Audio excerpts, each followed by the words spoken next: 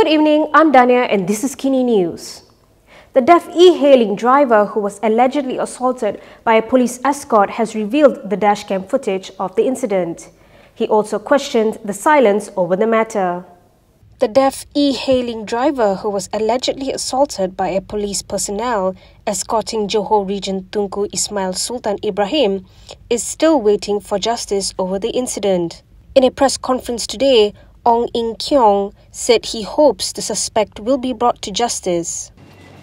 I'm still waiting for justice, and I'm not sure. We are waiting, and I really hope that the suspect will be brought to justice or will be brought to court for trial. I've shown my face in all the media, and why I am brave enough to show my face and why the suspect, where the police know about it but have not been brought to justice. He added that he felt very depressed over the prolonged silence on the incident. Earlier, Ong could not hold back tears as he revealed a dashcam clip of the incident in May. His lawyer, N Surendran, had expressed frustrations over the authorities' inaction, saying it has been almost 2.5 months. Surendran said the evidence is clear and questioned why no action had been taken. He also urged the government to review the guidelines for escorting VIPs following the assault case. Surendran, who is also the advisor to Lawyers for Liberty, said police escorts should not compromise on public safety when carrying out their duty. Puad Zarkashi wants the government to continue the ban on the comic book over the Belt and Road initiative. He said this as the comic spreads communist ideology. Umno Supreme Council member Mohd Puad Zarkashi has called on his party to continue to oppose former DAP activist Hew Kuan Yau's comic book titled Belt and Road Initiative for Win-Winism. In a post on Facebook, Puad said the people are disappointed with the Home Ministry's decision to lift the ban on the comic book and they must find a way for the ban to continue. Puad said that the comic clearly glorifies Ching Pen and subtly spreads communism. He stressed that many members of the security forces lost their lives in the armed struggle against the communists and noted that they continued to fight against the government long after the country achieved independence. He said the communist ideology rejects the Malay rulers' institution and is a threat to the country's stability. Puad added that a peace accord with the communists does not mean that their threat is over and called on Umno to strongly oppose the lifting of the ban. According to reports, the lifting of Hew's comic book ban was published in a federal government gazette on August 12. The Home Ministry had banned the book on October 2019, citing concerns that it promotes communism and socialism and spreads misleading information about communism.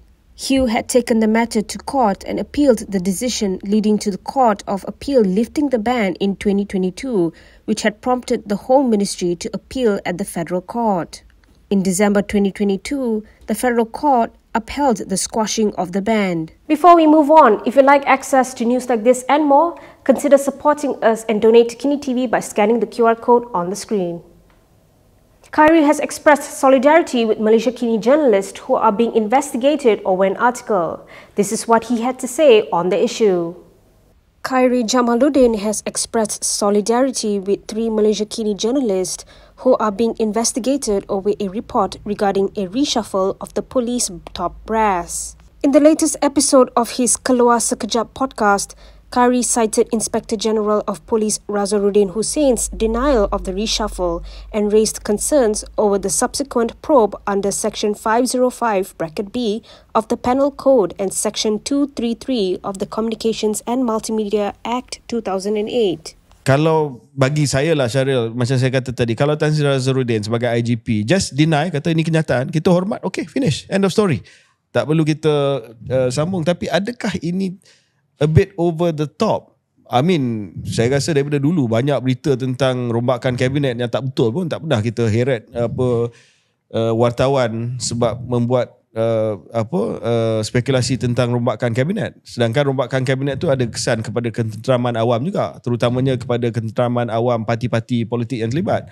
Meanwhile, Kari also revealed that the police had obtained their statements over an episode last month where they interviewed Sarawak Premier Abang Johari Openg. He said the investigation followed a police report over the episode, which had asked Abang Johari for his opinion on the autonomy of Sarawak within Malaysia.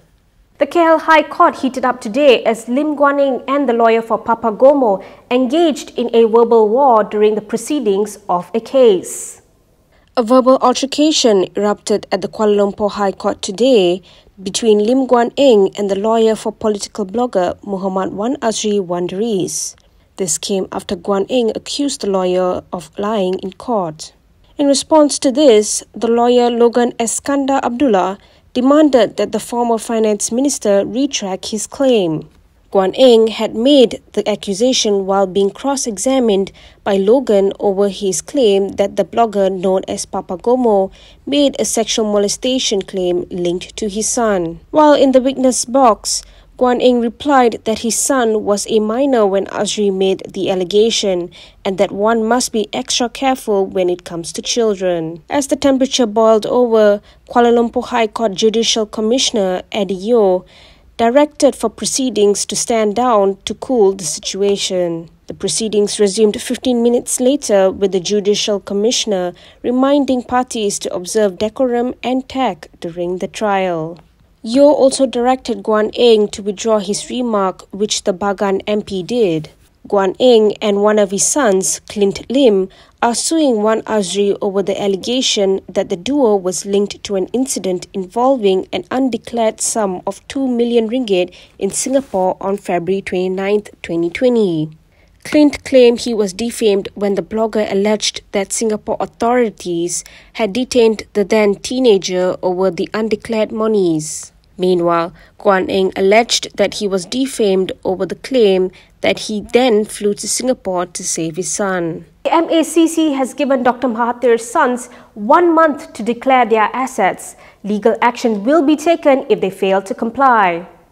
Mirzan Mahathir and his brother Mogzani have until mid-September to declare their assets. MACC Chief Commissioner Azam Baki said this will be the final 1-month extension given to former Premier Dr. Mahathir Mohamad's sons. He was reported as saying that if they fail to comply, then the MACC will take legal action. In May, Mirzan and Mogzani were granted another extension to declare their assets, the duration of which was not disclosed. At that time, Azam said the brothers' lawyers were in contact with MACC investigating officers regarding the asset declaration period. On January 18th, Mirza and Mogzani were served with a notice under Section 36(1)(b) of the MACC Act 2009, requiring them to declare all movable and immovable assets in their possession. The following month, the brothers issued a media statement appealing for patience and understanding for their impossible endeavour of collating 43 years' worth of information. Asmin Ali has commented on the Tesla factory issue. During a ceramah last night, he said it showed the government's failure in managing trade in the country. Asmin Ali said Tesla's decision not to open a factory in Malaysia shows the failure of Prime Minister Anwar Ibrahim's government to manage the country's trade. At a ceramah last night, Asmin said it made no sense for Tesla to come to Malaysia when we don't have the raw materials needed to build electric cars. Kita tak ada nikel di Malaysia. Kalau ada pun jumlahnya kecil di Sabah. Nikel ini, deposit nikel yang terbesar adalah di Indonesia. Takkanlah dia nak melabur di Malaysia, bahan mentah di Indonesia, tak masuk akal.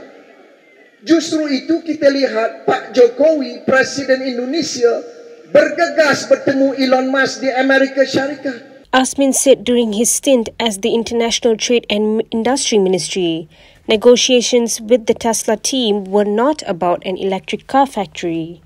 He said it was more towards harnessing the company's satellite technology for rural areas in Sabah and Sarawak. Recently, Thai online news portal The Nation cited unnamed sources as saying that Tesla has cancelled plans to develop factories in Malaysia, Thailand and Indonesia. That is all from me today. For more stories, you can go to KiniTv.com. You can also follow us on Instagram, Twitter, YouTube and Facebook for the latest news updates. I'm Danya. Thanks for watching.